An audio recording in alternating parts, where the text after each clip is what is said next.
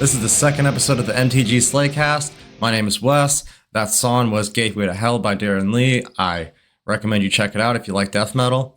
Today I'm going to be going over a few spoilers for the Avatar set, my picks so far, even though we only have 84 cards. I also feel like there is a glaring issue with the Avatar set, especially when it comes to concerns of mono black and its health. And I've noticed something with this larger card pool, and I think it may actually be Standard Brawl's time to shine because of that. So we're going to start off with a creature that a lot of people have been talking about, Toph, the first Metal Bender. My dyslexia almost made me say the Fist Meat Bender. That would have been terrible. But anyways, words get weird, man. They just move around, and you're like, what the fuck did I just read? They are a Naya legendary creature with one generic and then one mountain, forest, and plains. 3/3, human warrior ally, okay. Non-token artifacts you control are lands in addition to their other types, which is pretty cool. One thing I'm thinking about for standard is see if I can make Nutrient Block an indestructible basher that I can keep pouring resources into. Because as long as we can stop them from being exiled, it's all good. And the other part of her ability reads, at the beginning of your end step, Earthbend 2, which lets you put a 1/1 counter on a land, two 1/1 counters on the land, one counter per each level of Earthbend, and then when it's died or exiled, return it to the battlefield tapped.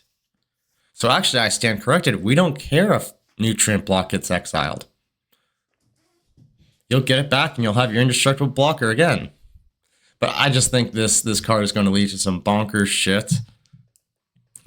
I've already seen that Cage Sun can allegedly make an infinite loop with this thing. I'm pretty excited to see a card like this come out, though, because they've been doing a lot to work on the landfall archetype, and this really helps push a synergy for like a mid-range landfall deck, maybe.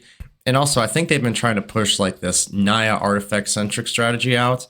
I've been seeing a lot of cards for it, and I'm glad they're giving support for it after Edges of Eternities, where we really got some good damage pushers for that archetype. Then the next pick I have from the Avatar spoilers is a pretty fun card. It's Fire Lord Zuko. They have Firebending X, where X is their attack power. That just means whenever they attack, you'll be able to add X red mana to your mana pool. And this mana lasts until the end of combat. Whenever you cast a spell from exile, or whenever a permanent enters the battlefield from exile, put a 1/1 counter on each creature you control. That's going to get crazy with airbending. That really will, especially if we look at something like Appa, Steadfast Guardian. If you can combine them together and keep pushing out permanent spells from exile, you're going to start getting a lot of tokens. Maybe I'm wrong, but I feel like the way this is worded, whenever you cast a spell from exile and whenever a permanent you control enters, not or. So I feel like if I cast a permanent from exile, I get two 1/1 counters. I'm going to have to look that up, but I think I'm right. I'll know by the time this gets posted up, and we'll see the text on there saying, this guy's a dumbass if I'm wrong. This is probably the card I'm most excited to see. It's Redirect Lightning. It is a 1 mana instant that's also a lesson, and as an additional cost to cast the spell, pay 5 life or 2 mana. What this spell does is it changes the target of a spell or ability with a single target. So that's going to be a great way for aggro players to protect their creatures, or for burn players to actually stop their burns from being countered. And I've been saying it all over the place. I will gladly take 5 damage to stop a mono blue player from countering my shock. The final spoiler from the Avatar Last Airbender series that I want to go over is You, the Moon Spirit. This is going to be broken. It's like another Kona. 4 mana, flying, vigilance 3/3. But waterbend 5 and tap them. Thank God we have to tap them to use this. Otherwise, it would just be like omnipresence on a fucking stick. And it already is kind of like that, but it would just be like this cheap turn 4 omnipresence you can always get out. But you may cast a non-creature spell from your hand without paying its mana cost. So I can tell they really did want to balance her by making her tap, making it a non-creature spell. But I'm definitely interested to see how this is going to work with cards like Kona and cards like Omniscience. I'm saying Omnipresent. Cards like Omniscience in the meta right now. Because this one is the only one I see that can make waves in a standard. Maybe Redirect Lightning in people's sideboards. But like Fire Lord Zuko, Toph, the first Metal Bender, those are 2 cards I'm really looking at for Brawl, especially as commanders. Toph is definitely going to be a sick deck. With these colors, we have a lot of the stuff that we need. We can get card advantage from red, mana from green. We can get removal from white, but we also have good removal from the Gruul colors as well. It's just the white's going to let us actually exile and destroy stuff indiscriminately. So those are my highlights from the Avatar sets. Just a handful of cards, but I do real quick want to go over what I see as the glaring issue with the Avatar set. And that would be that we already have 84 cards out, which isn't much, but we can confidently say we have at least a quarter of the set. Actually, a little bit more than the quarter of the set, unless they go up to like 340 cards, 330 cards. We've seen some water bending. We've seen air bending. Even this has fire bending too. We've seen, earth bending and fire bending around too, but we're seeing this all over white, blue, red, and green. And as Ain would suggest, rightfully so. Avatar Ain, he's a 4-color legendary creature with flying and fire bending.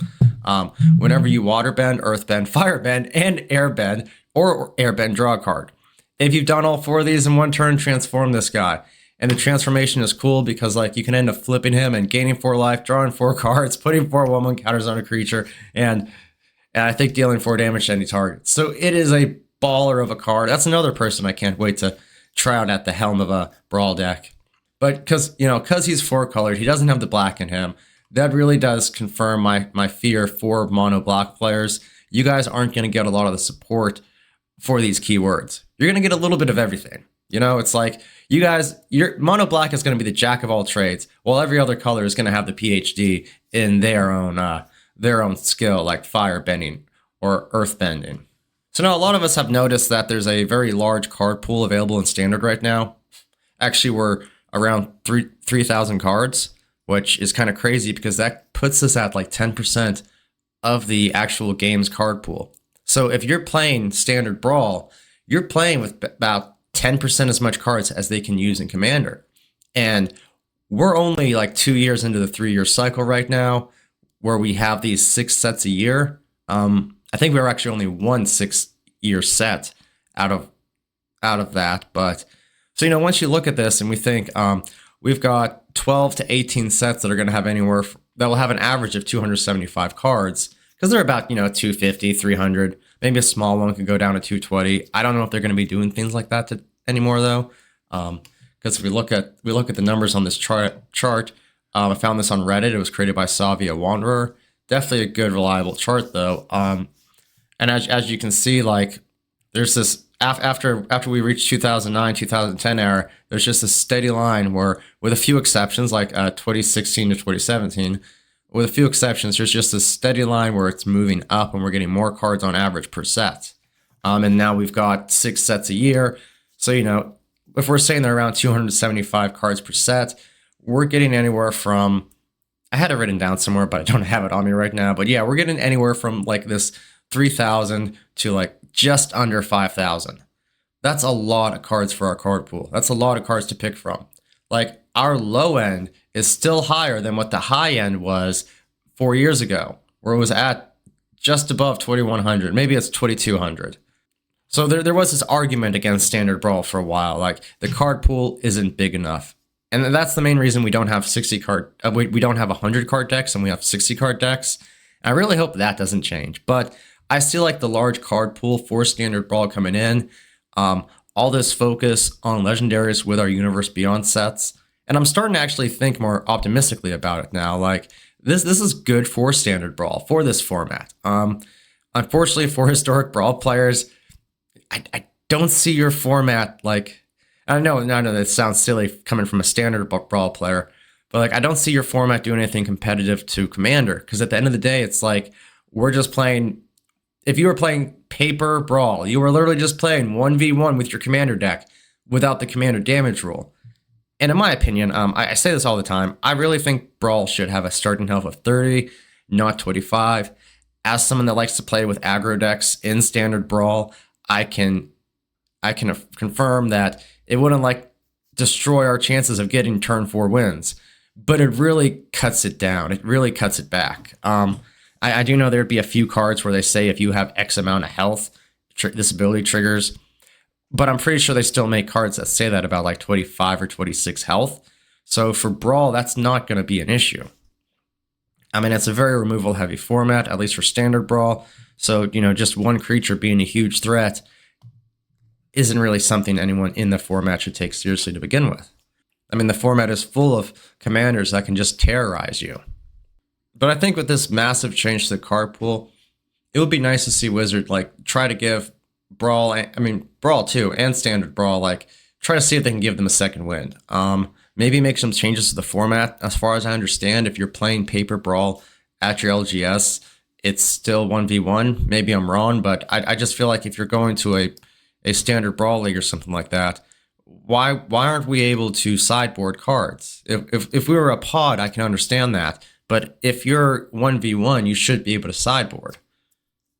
And that probably would help people handle some of these more overpowered commanders or gimmicky commanders or decks that just are more linear and only care about doing one thing. It would really help other decks that want to be more balanced, or maybe that linear thing is your weakness, feel more alive. You don't even have to be more competitive. You just have to feel better to run. It's like, okay, I may have ran into, life game may have been my weakness. Fine. I've got Screaming Nemesis. I've got Link Spire guy or Link Spur guy. A giant cat that deals damage based on your non-basic lands, but they stop healing. You can throw things like that in your deck and add a little extra removal for their healing outlets, and you're good. You're good to go. Now, you're the problem for that deck as opposed to vice versa. And I think they should kind of be careful about some of these infinite combos. Like, I'm not aware of any of them that are in Standard Brawl right now, but I'm sure there are. I know they've released like pre-con decks with infinite combos, especially for Commander. I know we have these times where in Limited, there's an infinite combo. And usually I think that's because of the bonus sheet. But, like if they make one of these in Standard and it's just kind of like, well, it's so hard to pull off, we're not going to ban it. But somehow people can find consistency in it in Standard Brawl, which you may think, well, that's not going to be easy to do. Oh yeah, there are some infinite loops because they involve like healing and losing health. Someone may say that's not going to be that easy to do, but when you can have one of the two key pieces of your engine be your commander, and let's say you're mono black, there actually are a few tutor spells for you. If you're Dimir, I know there's a tutor spell for instants and sorceries, but I know they do have like some cards banned in Standard Brawl, like Pithing Needle was banned, rightfully so. No one wants you to call out your commander on that. That's just too lazy. But yeah, I think it would be good for them to try to push the format to, especially to newer players, and maybe try to present a competitive field for people to play on. Because with Standard Brawl, these 60 card decks, they are still kind of consistent. And I feel like that makes you feel better sometimes playing. Like if I want to get into that random mumbo jumbo mess, I'll play Historic Brawl. The thing that keeps me away from Historic Brawl is usually the alchemy cards though. So I don't play a lot of it. But I really do feel like if they push, more Brawl tournaments, allowed sideboarding so they could be best of 3, be more traditional, they would feel like real Magic now. People watching them, the second match is going to be different than the first match, which is already going to happen because they're singleton decks. But I really feel like that kind of actually lines up with their Universe Beyond goals as well, because they want to get newer players into the game. And what better way to get newer players into the game than by saying your favorite character can be the helm of this deck, and a format based on our most popular format, but that isn't as complicated. I mean, it's a lot easier to use. Let's get real. I played Commander the other night, and I felt like my brain just glossed over at one moment because I'm looking at all these cards, and some of them I remember from childhood. Some of them I know I haven't seen, or if I have seen, it's like, it's been so long. What does this motherfucker do? So I'm like scryfalling on my phone because we're playing on Spell Table, but like my camera isn't the best. The other dude's camera wasn't the best. And he was playing with the squirrels, and I'm like, what the fuck does this guy have on the field? Like, I know he's got danger on the field. I know what's coming. My older brother loved aristocrats. He loved squirrels. Yeah, he ended up being able to Penasol to death with just using a sacrifice outlet. And one change I actually almost forgot to bring up, and I thought is a very important change for the health of the format itself, is we need brackets, dude. Like, if you play Standard Brawl on Arena, or if you play Brawl on Arena, like, you know what the hell queue is. And your deck is weighted based on the amount of good cards it has. And good cards means removal, counter spells, I believe protection, planeswalkers, split lands, staples of certain archetypes. And then your commander can just be weighed massively heavily as well. So we have this like hidden weighing network that's going to tell us who we're going to be going against, what decks are the healthiest for us to perform against, and should be the funnest for us to perform against. And that may not always feel right. And sometimes you may think, well, you know, let's say if we're going to bracket our standard brawl decks, you may feel like you've made a 3 or a 4, and then all you're going up against feels like 5s. You'll play against someone who has like 4 or 5 board wipes in their deck, someone whose deck is just all counters with Planeswalker at the helm, and you're just kind of like, what is going on? Like, everything here seems way more powerful than my deck, and I'm just trying to test out some janky shit. Well, it's because your janky shit is full of good weights. And a lot of us have known about this for a while. And I just think it makes no sense for them not to bracket these decks. So they have them all weighted. I could build a deck. After I hit that save button, it'll do and all of a sudden it'll say, you made a bracket 3 deck. Okay, cool. So now I know what I'm going to be going up against. And then if I make that deck and I say, well, I'm bracket 3, I'm not going to be hell queued with bracket 5 or 4. Maybe I can afford to drop some protection out of this deck. You know, because maybe I had like 8 hexproof spells in there because I know that the second I play Tifa, she's getting murked. Well, I was like, okay, so even though I'm running Tifa, this deck still isn't good enough to be considered top tier, even though I really feel like a Tifa deck would be guaranteed to be hell queued. You can like pull out a win on turn 3 or 4 in Standard Brawl. That's just obscene. But yeah, I think those changes would make Brawl, especially Standard Brawl, feel like a healthier format. Especially the brackets. Like I think we would all love to know where our decks sit compared to other decks in Wizards' eyes. And I think it would be fun and maybe even inspire some of these newer players to see like professionally sanctioned Standard Brawl tournaments where people are playing with good, fun-looking decks and give these people a reason to master these decks that have their favorite characters leading at the helm. Thank you for tuning in, guys. I'm going to call this a wrap for the day. Don't forget to stay tuned for more episodes. Thank you so much for watching this, though. I really appreciate you sticking to the end. Don't forget to press the like button on this video and subscribe to the channel if you haven't already. Send it to your friends, send it to your cat, tell them to subscribe to the channel. Your cat will love my next Standard Brawl deck. And stay slaying.